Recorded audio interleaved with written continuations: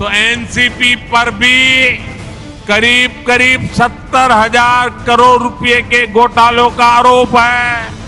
महाराष्ट्र सिंचाई घोटाला।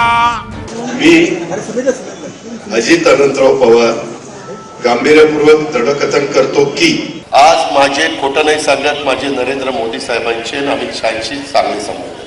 Meanwhile, 70,000 करोड़ रुपए का इरिगेशन घोटाला किया अजीत पवार ने।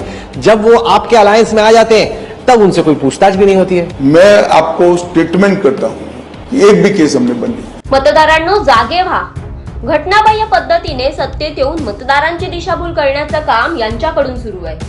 दिल्लीशी चांगले संबंध आहेत, कामं पटकन होतील वगैरे हे सगळं बोलणं म्हणजे सर्वसामान्यांची घोर फसवणूक आहे।